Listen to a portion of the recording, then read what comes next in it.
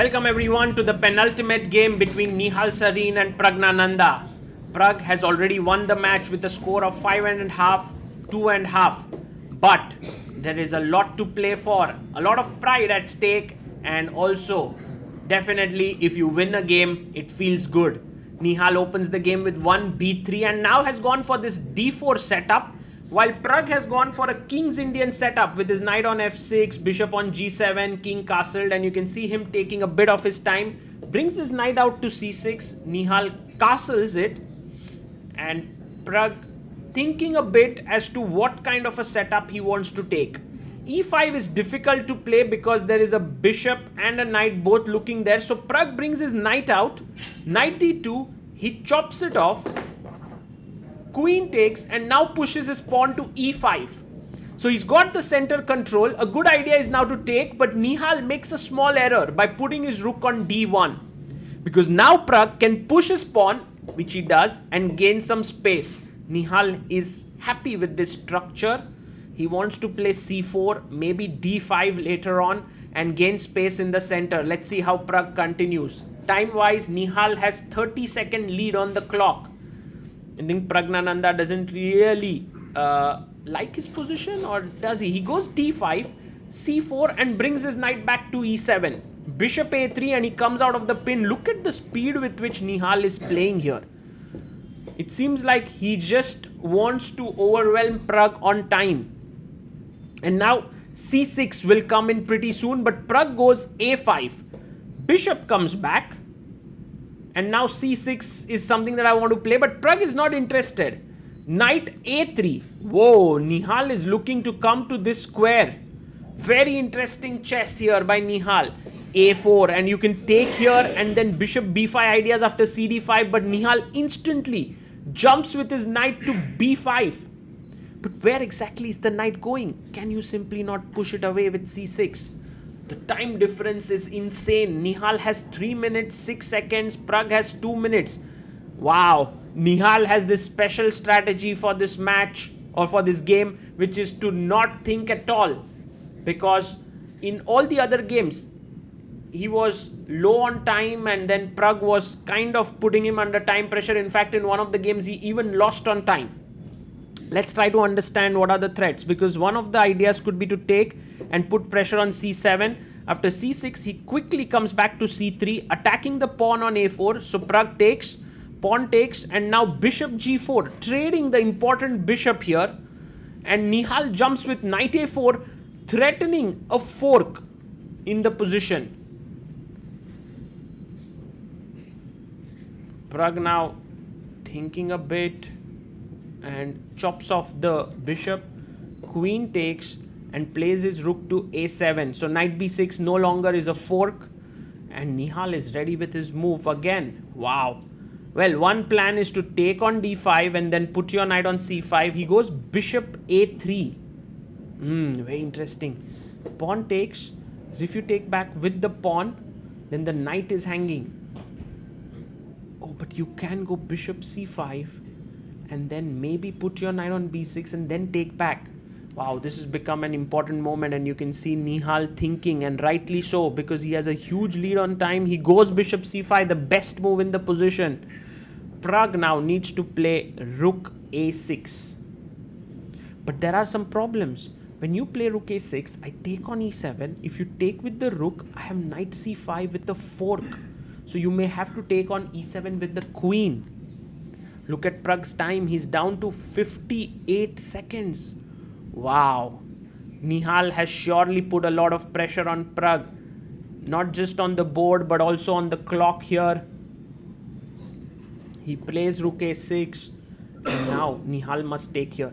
Because if he goes knight b6, trying to attack the queen, queen c7 attacks here both, and you don't have time to take the pawn. Maybe you have to take it back with the knight, which results in b3 being weak. So he takes on e7, good move. You have to take with the queen. He takes it. Now knight to c5, attacking the rook. This is a good position here for Nihal. And now the rook needs to move away. Rook a7 or rook a8. These seem like the likely moves. Pragg, look at his time, 30 seconds only. Nihal has 2 minutes 25 seconds. You can see Pragg getting a bit nervous there.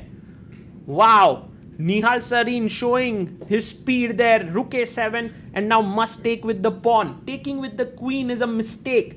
Why? Because after b6, the knight does not have many good squares to go to, because if knight a4, there is b5.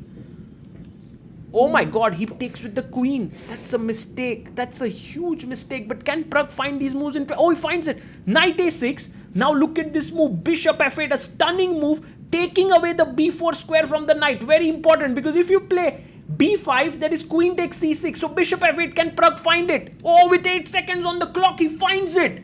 Insane chess there. So while Nihal has 2 extra minutes on the clock, all of a sudden, his knight is trapped here. Queen takes c6 cannot work. The knight is hanging. And now the threat could be just to move your queen to b7. No, but then the knight comes out. Actually, what is the threat? How do you win this? Let's say, for example, I go rook a1 here. Then you go rook e8. Oh, you double down here. And let's say if I try to double here, queen b7 now. And there is a pin this way. So Nihal has all the time in the world to work this out. What is the way? But there is no way. He's losing a piece. Unbelievable chess here by Praggnanandhaa, finding bishop f8 with just 8 seconds on the clock. And now Nihal's time is burning down. It's still quite unbelievable for me that the knight is completely trapped there. I have a rook that can protect it. I have a queen, c6 pawn is weak. But nothing really is working, because the rook a8 is actually a big threat. And there's no way you can reinforce the b4 square where you want the knight to come. That's a big problem there. 56, 55, the time is ticking down. And this actually shows that the best way to counter when your opponent is playing fast on the clock is to give him some real problems on the board, because that will surely slow him down. And there you see Nihal now thinking very, very seriously, but what to do?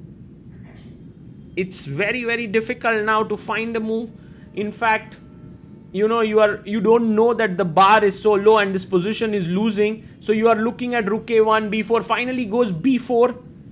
But now rook e8 seems like the move. Yes, queen takes c6, takes the knight. He's now a piece down. He wants to win the b6 pawn, which would then give him at least 2 pawns for the piece. Rook b2. Oh, Pragg is coming in with his other rook, attacking f2. Rook comes to b1. Nihal is offering a trade. Rook takes f2 is a very strong move there. Oh, queen b4, threatening a mate. If you had taken the queen, there was back rank mate on a1.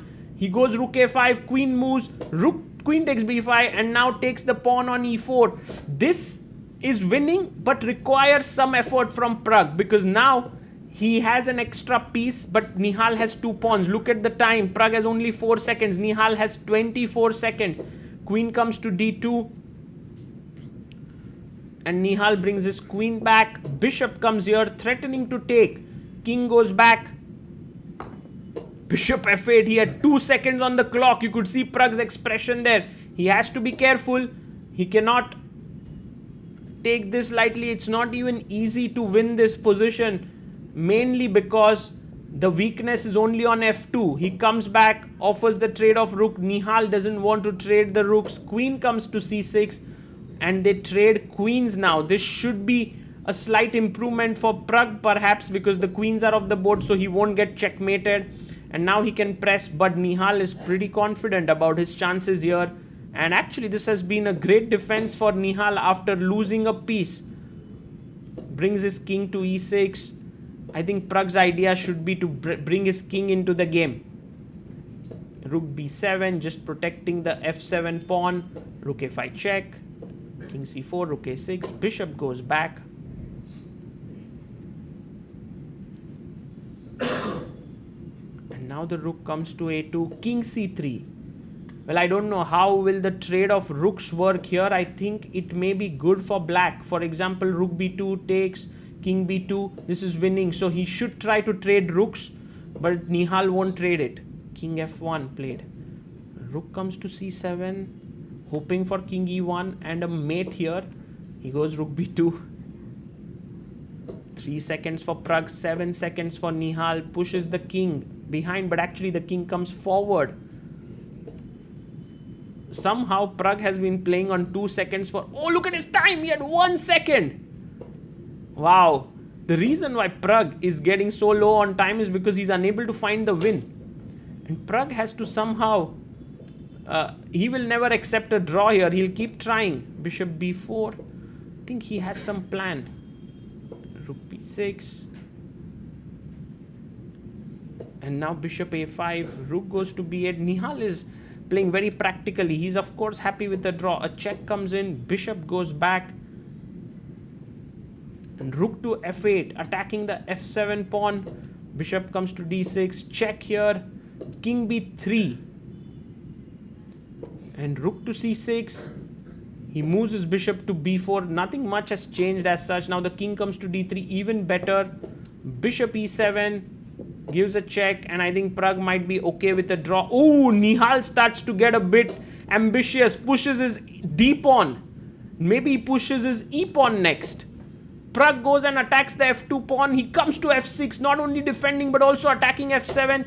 King b4. Rook b6 check. King goes away. Rook f6. King b3 played. And now careful not to push the pawn. There's a check here coming in. Oh, he touches his pawn, brings it back and smiles because there's bishop c3 and he would have lost his rook. Nihal also smiles. What a game this was. First, Nihal playing super quick. Pragg showing his tenacity, winning a piece. Nihal then fighting back, putting up almost a fortress, and then that final blunder and losing on time. Amazing battle by these two youngsters. Pragg takes the lead of 6.5, 2.5 in this match.